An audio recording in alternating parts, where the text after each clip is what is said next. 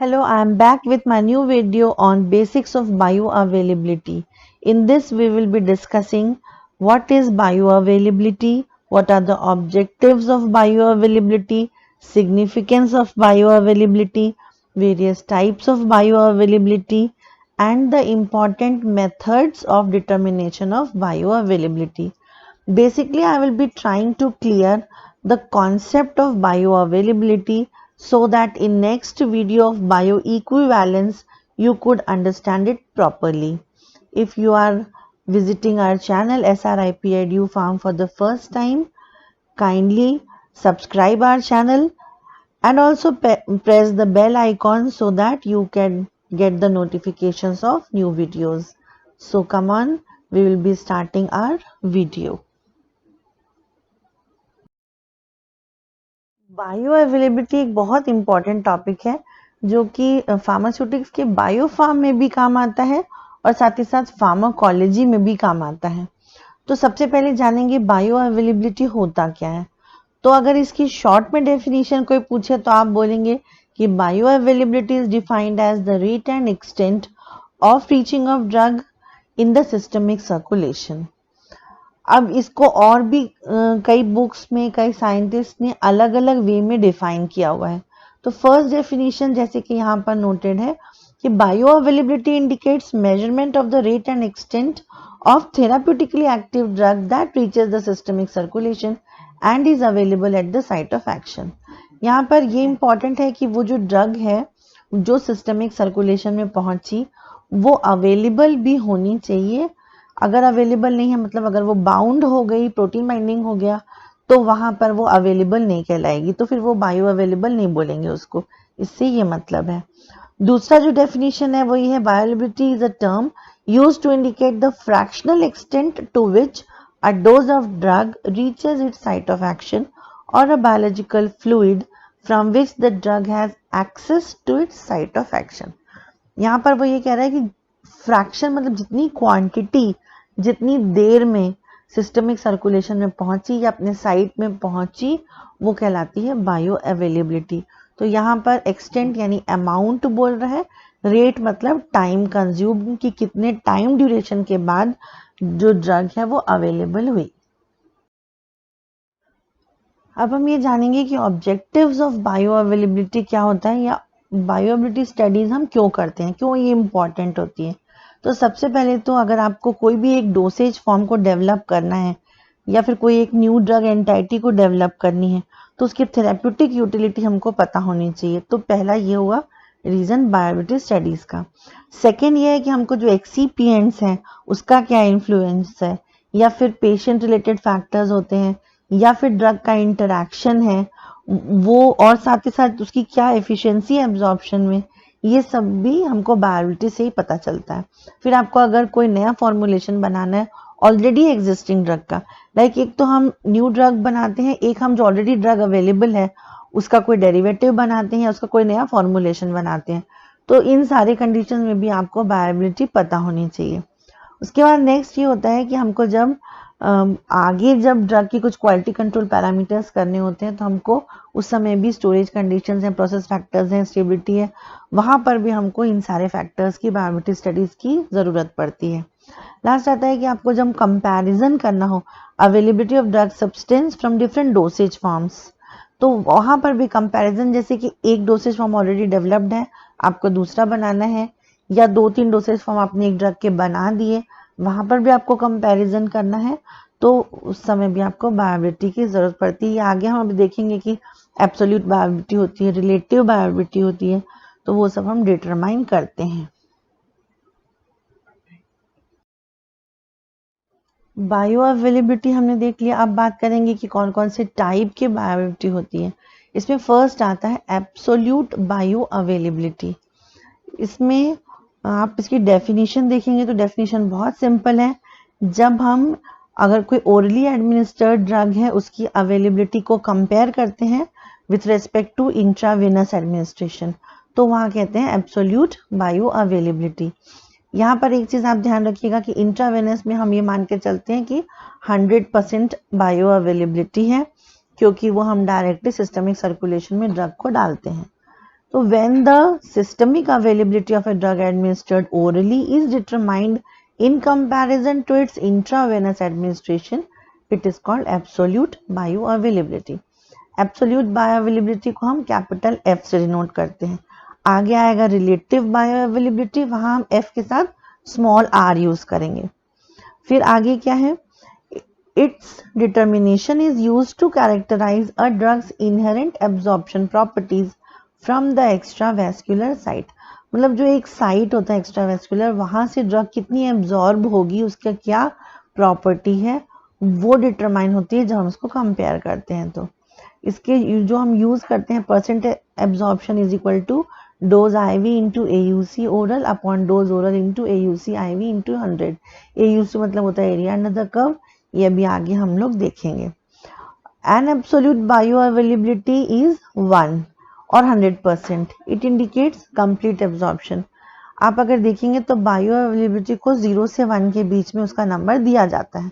अगर 1 है मतलब कि अच्छा एब्जॉर्प्शन है, 100% एब्जॉर्प्शन है. जैसे इंट्रावेनस में हम 1 मान के चलते हैं, तो उससे फिर जितना कम हुआ है, जितना नियरर टू 1 हुआ, उस हिसाब से हम बायोअवेलेबिलिटी की वैल्यू को पुट करते हैं. या अगर परसेंटेज में लेते हैं तो फिर जितना 100% से नियरर हुआ उसको बोलेंगे कि उतनी अच्छी उसकी बायोअवेलेबिलिटी है. अब नेक्स्ट आता है रिलेटिव बायोअवेलेबिलिटी. इसमें हम क्या करते हैं, सिस्टमिक अवेलेबिलिटी एक ड्रग की जो ओरल एडमिनिस्ट्रेशन के बाद होती है, उसको कंपेयर करते हैं with that of oral standard of the same drug. मतलब यहाँ पर क्या है, सेम ड्रग है, उसका ओरल एडमिनिस्ट्रेशन है, उसको कंपेयर कर रहे हैं दूसरे ओरल स्टैंडर्ड के साथ. ठीक है, जैसे कि एक्वस या नॉन एक्वस सॉल्यूशन है या सस्पेंशन है. तो क्योंकि ये कंपैरिजन हो रहा है सेम ड्रग का, इसलिए इसको रिलेटिव बायोअवेलेबिलिटी या कंपैरेटिव बायोअवेलेबिलिटी भी बोलते हैं. जैसे एग्जांपल के लिए यहाँ पर दिया हुआ है कि अगर आपने अमॉक्सिसिलिन कैप्सूल का कंपैरिजन किया विथ सस्पेंशन, तो ये आपका रिलेटिव बायोअवेलेबिलिटी हुआ. तो यहाँ पर area under the curve of A formulation divided by area under the curve of B formulation is FR. ठीक है. अब नेक्स्ट आता है कि रिलेटिव बायोअवेलेबिलिटी अगर 1 है तो या 100% है, तो it shows that the bioavailability of drug from both the dosage form is same.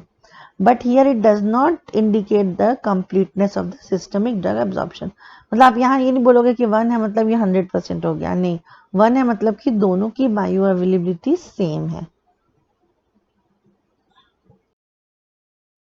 Next we come to bioavailability assessment methods, or it is said methods for the determination of bioavailability. These are categorized in two methods और two types होते हैं इसके.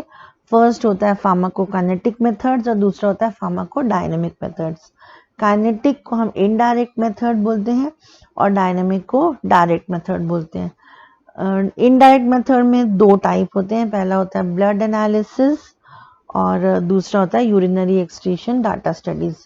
और dynamic method में क्या करते हैं, first है एक्यूट फार्माकोलॉजिकल रिस्पांस और सेकंड है थेराप्यूटिक रिस्पांस. अब pharmacokinetic is based on assumption that the pharmacokinetic profile reflects the therapeutic effectiveness of drug. इसका ये मतलब है कि इसमें जो फार्माकोकाइनेटिक प्रोफाइल आता है, ये मान के चलते हैं कि वो थेराप्यूटिक उसकी जो एफिकेसी है ड्रग की, वो उसको डिनोट करता है. इसमें हम पैरामीटर्स की बात करें तो जो ब्लड एनालिसिस या प्लाज्मा लेवल स्टडीज होती हैं, उसमें 3 पैरामीटर्स होते हैं, Cmax, Tmax और area under the curve. Similarly urinary excretion data में जो 3 पैरामीटर्स हैं, वो पहला आता है मैक्सिमम यूरिनरी एक्सक्रीशन रेट, जो dxu/dt मैक्स बोलते हैं. फिर सेकंड जो है वो TU मैक्स है, जैसे उसमें Tmax वैसे इसमें TU मैक्स. और एरिया अंडर द कर्व जैसे है वैसे इसमें cumulative amount of drug excreted in urine होता है, जिसको हम XU इन्फिनिटी बोलते हैं. तो ये आपको एक साथ एक ही चार्ट में इसलिए बना के बताया ताकि आप डिफरेंट पैरामीटर्स को एक ही जगह पे समझ लें कि दोनों मेथड में कौन कौन से होते हैं. अब फार्माकोडायनेमिक मेथड में आते हैं तो वहां पर एक तो है एक्यूट फार्माकोलॉजिकल रिस्पांस और दूसरा थेराप्यूटिक. और इसमें क्या होता है, it involves direct measurement of drug effect on a patho और physiological process as a function of time. ठीक है. इसमें कौन कौन से पैरामीटर होते हैं, minimum effective concentration, minimum inhibitory concentration, then minimum safe concentration, minimum safe dose, duration of action, onset of action, intensity of action. ये इंपॉर्टेंट पैरामीटर्स हैं डायरेक्ट मेथड के। आइए अब इसको आगे डिटेल में समझें। जो फार्माकोकाइनेटिक मेथड है, इसमें जैसे मैंने बताया दो मेथड्स होते हैं। एक होता है प्लाज्मा लेवल टाइम स्टडीज और दूसरा होता है यूरिनरी एक्सक्रीशन डाटा या स्टडीज। तो इसमें हम क्या करते हैं, प्लाज्मा लेवल और टाइम के बीच में कर्व प्लॉट करते हैं, वो भी आगे हम देखेंगे। फिर it is a direct relationship which shows that the concentration of drug at the site of action and concentration of drug in the plasma, मतलब कितनी ड्रग का कॉन्सेंट्रेशन आपने दिया और कितनी ड्रग वहां पहुंची, वो डायरेक्टली आपस में कोरिलेटेड होती है। तो इसमें हम करते क्या है, इसमें ड्रग एडमिनिस्टर करते हैं और after particular time duration we take the blood samples और फिर उसको एनालाइज करते हैं कि कितनी ड्रग जो है कितनी देर में वहां पर ब्लड सर्कुलेशन में, सिस्टमिक सर्कुलेशन में पहुंची है, और फिर बाद में उसको कर्व को प्लॉट कर लेते हैं। और यूरिनरी एक्सक्रीशन में ये मानते हैं कि जितनी ड्रग पहुंची होगी या बायो अवेलेबल होगी उतनी ही ड्रग एक्सक्रीट आउट होगी। तो उस हिसाब से हम एक्सक्रीशन को डायरेक्टली उसके साथ कोरिलेट करते हैं।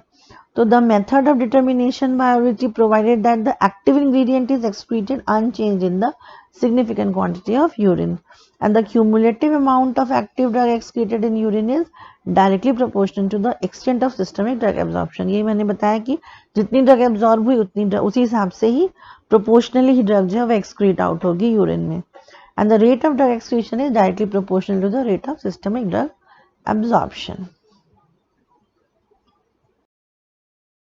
अब हम ये प्लाज्मा लेवल टाइम स्टडीज के कर्व को अच्छे से समझते हैं। एक्स एक्सिस में है टाइम, वाई एक्सिस में है प्लाज्मा ड्रग कॉन्सेंट्रेशन। फिर इनिशियली जो ड्रग है उसकी जो कॉन्सेंट्रेशन है वो इंक्रीज होता है, एक लेवल पर मैक्सिमम कॉन्सेंट्रेशन हो जाता है। उस मैक्सिमम कॉन्सेंट्रेशन को बोलते हैं पीक प्लाज्मा कॉन्सेंट्रेशन या सी मैक्स। उसके बाद फिर जो ड्रग है उसका पोस्ट एब्जॉर्प्शन फेज आता है, मतलब ड्रग जो है धीरे धीरे डिक्रीज होना शुरू होती है और फिर उसका एक्सक्रीशन होने लगता है। और जिस टाइम पर वो सी मैक्स हुआ वो कहलाता है टी मैक्स। और ये जो पूरा कर्व है इसके बीच का जो एरिया है वो होता है एरिया ऑफ कर्व, इसको हम AUC बोलते हैं। तो अब इसी को हम डेफिनेशन देखेंगे। तो AUC क्या है? The AUC is proportional to the total amount of drug reaching the systemic circulation. तो जितनी ड्रग सर्कुलेशन में पहुंची टोटल अमाउंट वो AUC बताता है। तो फिर डायरेक्टली जैसे हमने डेफिनेशन में पढ़ा ही था कि कितनी ड्रग पहुंची कितनी देर में पहुंची वही बायो अवेलेबिलिटी है।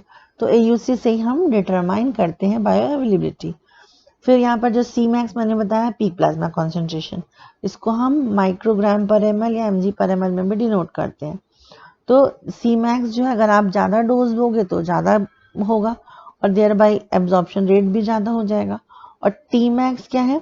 कितनी देर में आपका पीक प्लाज्मा कॉन्सेंट्रेशन हुआ वो टाइम कहलाता है टी मैक्स। तो the T max reflects the rate of drug absorption, मतलब ज़्यादा एब्जॉर्प्शन हुआ तो टी मैक्स कम होगा, मतलब जल्दी कॉन्सेंट्रेशन जो है वो पीक में पहुंच जाएगा। लेकिन अगर एब्जॉर्प्शन कम है तो वो जो रेट है वो बढ़ जाएगा, मतलब ज़्यादा टाइम लगेगा। और ये टाइम जो है हम ये मिनट में जनरली या फिर आवर्स में भी लेते हैं। सेकेंड मेथड देखते हैं। सेकेंड जो मेथड है यूरिनरी एक्सक्रीशन स्टडीज, ये एकदम एग्जैक्ट है प्लाज्मा लेवल जैसा ही, कर्व भी सेम है। उसमें जैसे सी मैक्स था तो वैसे ही सिमिलर इसका पैरामीटर है dxu/dt मैक्स। और उसमें जैसे एरिया अंडर द कर्व था वैसे यहाँ पर xu क्यूमुलेटिव या इन्फिनिटी होता है। और जो टाइम जैसे वहाँ पर टी मैक्स था वैसे यहाँ पर TU मैक्स है। इसमें कर्व किसके किसके बीच में बनता है? एक्स एक्सिस में लेते हैं हम mid point time of urine collection period और वाई एक्सिस में लेते हैं रेट ऑफ एक्सक्रीशन। तो ये आप सिमिलर बिल्कुल है वैसे ही इसको समझ लेंगे। अब बात करेंगे फार्माकोडायनेमिक मेथड की, जो कि डायरेक्ट मेथड होता है। इसके डिटेल में जाने से पहले इस ग्राफ और इसके पैरामीटर्स को आप एक बार देख लें। ग्राफ बनता है between plasma drug concentration and time. तो इनिशियली जब हम ड्रग देते हैं तो कुछ टाइम लगता है ड्रग के एक्शन को शुरू होने में। जब एक्शन शुरू होता है उसको बोलते हैं ऑनसेट ऑफ एक्शन, जो टाइम लगता है उसको लैग टाइम बोलते हैं। फिर धीरे धीरे कॉन्सेंट्रेशन बढ़ता जाता है, उसको हम एब्जॉर्प्शन फेज बोलते हैं। एक मैक्सिमम लेवल आता है जिसको कि हम पीक प्लाज्मा कॉन्सेंट्रेशन या Cmax बोलते हैं, जो हम पहले देख चुके हैं। यहाँ पर एब्जॉर्प्शन रेट इक्वल होता है एलिमिनेशन रेट के। फिर आता है पोस्ट एब्जॉर्प्शन फेज, जब कॉन्सेंट्रेशन डिक्रीज होना शुरू होता है, और ज़्यादा जब डिक्रीज होता है तब मतलब एलिमिनेशन फेज है, क्योंकि ड्रग जो है वो एक्सक्रीट आउट होनी शुरू हो जाती है। तो जो मिनिमम लेवल ऑफ कॉन्सेंट्रेशन है जब एक्शन शुरू होता है उसको बोलते हैं मिनिमम इफेक्टिव कॉन्सेंट्रेशन, और एक लेवल जब तक कि सेफ होता है उसको बोलते हैं मिनिमम सेफ कॉन्सेंट्रेशन। उसके बाद के लेवल को टॉक्सिक लेवल बोलते हैं, और मिनिमम इफेक्टिव कॉन्सेंट्रेशन से लेकर के मिनिमम सेफ कॉन्सेंट्रेशन को हम कहते हैं थेराप्यूटिक रेंज। तो ये हमारे हो गए फार्माकोडायनेमिक पैरामीटर्स। अब हम डिटेल में देखेंगे फार्माकोडायनेमिक मेथड्स। इसमें फर्स्ट मेथड है एक्यूट फार्माकोलॉजिकल रेस्पॉन्स। इसमें क्या होता है कि हम pharmacological effect versus time curve लेते हैं, या फिर यहाँ पर डोज रेस्पॉन्स ग्राफ बनता है जो कि लॉग डोज वर्सेस रेस्पॉन्स होता है। ये आप यहाँ पर ग्राफ देख सकते हैं जिसमें कि एक स्लोप है, इनिशियल थ्रेशोल्ड वैल्यू होती है, और जब तक इफेक्ट होता है उसको पोटेंसी बोलते हैं, और यहाँ पर मैक्सिमल इफेक्ट है। और इसमें जनरली हम ये वाला मेथड कब यूज करते हैं, जबकि फार्माकोकाइनेटिक मेथड को यूज करना डिफिकल्ट है या फिर वो इनएक्यूरेट या नॉन रिप्रोड्यूसिबल रिजल्ट्स दे रहा है, तो उस समय आप फार्माकोलॉजिकल इफेक्ट्स देख सकते हैं। जैसे कि हम प्यूपल डायमीटर देखते हैं, ECG EEG रीडिंग्स के वेरिएशंस को देखते हैं। अब इसमें क्या प्रॉब्लम हो सकती है, क्या डिसएडवांटेज हो सकता है? इसमें यह प्रॉब्लम है कि कभी कभी जो हमारे रिस्पॉन्स हैं बहुत वेरिएबल होते हैं, बहुत एक्यूरेट नहीं होते हैं, तो ऐसे टाइम पर उसको बायो अवेलेबिलिटी को इस मेथड से डिटरमाइन करना टफ होता है। दूसरा क्या है कि जो एक्टिव मेटाबोलाइट्स हैं वो भी हमको रिजल्ट्स में इंटरफियरेंस देते हैं। ये इंपॉर्टेंट डिसएडवांटेज है इस मेथड के लिए।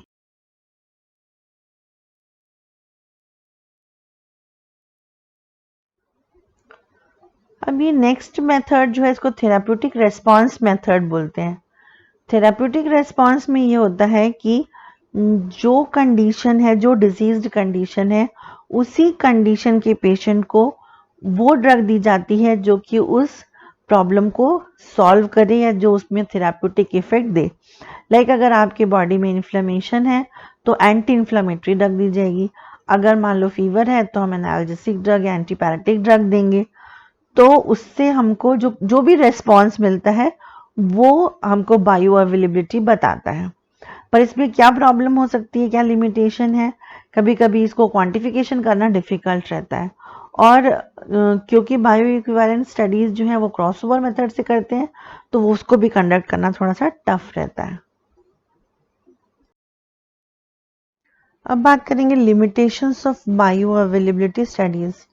तो पहले लिमिटेशन में आता है कि जो ड्रग्स जिनकी की एलिमिनेशन हाफ लाइफ बहुत लॉन्ग होती है उनकी बायो अवेलेबिलिटी निकालने में थोड़ी डिफिकल्टी होती है। देन हाईली वेरिएबल ड्रग्स में require a far greater number of subjects. मतलब जब बहुत वेरिएबल है तो उसमें क्या होगा कि आपको ज़्यादा लोगों की ज़रूरत होगी जिसपे कि आपको बायो अवेलेबिलिटी निकाल सको, ज़्यादा सैंपल्स आपको लेने पड़ेंगे। Then drugs that are administered by routes other than the oral route or dosage form that are intended for local effects, they have minimal systemic bioavailability। मतलब उस समय भी आपको थोड़ी डिफिकल्टी होगी अदर देन ओरल रूट के लिए। Example आपका ऑप्थेल्मिक है, डर्मल, इंट्रानेजल, इनहेलेशन, इसमें थोड़ी सी प्रॉब्लम आती है बायो अवेलेबिलिटी स्टडीज के टाइम पर। The next is biotransformation of drugs make it difficult to evaluate the bioequivalence of such drugs. Example stereoisomerism. यहाँ पर ये कहना चाह रहे हैं कि कई बार क्या होता है कि ड्रग जो है उसका मेटाबॉलिज्म हो जाता है और उस कंडीशन में भी हमको उसकी स्टडीज करने में थोड़ी सी डिफिकल्टी होती है। तो दोस्तों आज की वीडियो में हमने जाना कि बायो अवेलेबिलिटी क्या होता है, उसके ऑब्जेक्टिव्स क्या होते हैं, कितने टाइप की बायो अवेलेबिलिटी स्टडीज होती हैं, और साथ ही साथ उसमें कौन कौन से पैरामीटर्स होते हैं। ये बहुत इंपॉर्टेंट है, इसको आप अच्छी तरीके से पढ़िए, इसको समझ के पढ़िए, और अगर आपको कुछ इससे रिलेटेड और क्वेश्चंस हैं या क्वेरीज हैं तो आप हमको कमेंट वाले सेक्शन में लिख करके पूछें। हमें खुशी होगी आपके कमेंट्स को पढ़ के और उनको जवाब देके। आप हमारे YouTube channel SRIP edu pharm को लाइक करें, शेयर करें, सब्सक्राइब करें और साथ ही साथ और भी कई वीडियोस इसमें अपलोडेड हैं, उनको ज़रूर देखें और हमें ये ज़रूर बताएं कि आपको और कौन से टॉपिक्स हैं जिसमें कि डिफ़िकल्टी हो रही है और आपको इमीडिएट जिनके की वीडियोस चाहिए हैं। Thank you so much. Keep watching.